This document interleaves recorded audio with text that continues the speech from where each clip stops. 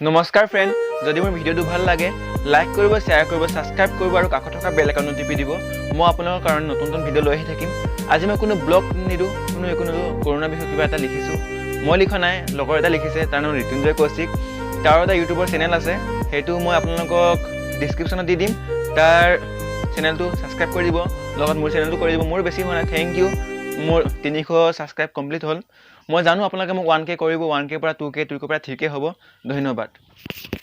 সঁচাকৈ অসমখন চোন চানি ধৰিছে, চাৰিওফালে কেৱল ক'লা ডাৱৰে।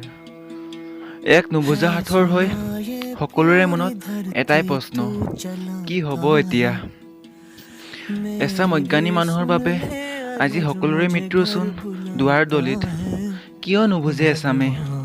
এইখন আমাৰ সকলোৰে সোণৰ অসম। নানা জাতিৰ উপজাতিৰ সন্তানত আঁকোৱালি লৈছিল যিজনী আই, আজি আইৰ মুখলৈ এবাৰো নাচায় কোনো। আইক সুৰক্ষিত কৰাৰ দায়িত্ব আমাৰ নহয়নে?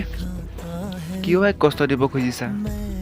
ভূপেন দাই ঠিকে কৈছিল, মানুহে মানুহৰ বাবে যদিহে অকণো নাভাবে, ভাবিব কোনে কোৱা সমনীয়া? আৰু বেছিবৰ নাই মোৰ অসমীয়া।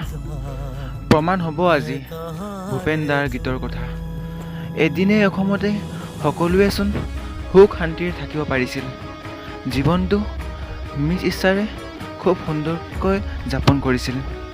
আৰু আজি মাথো আন্ধাৰ আন্ধাৰ, চাৰিওফালে আন্ধাৰ। ধন্যবাদ মোৰ বাবে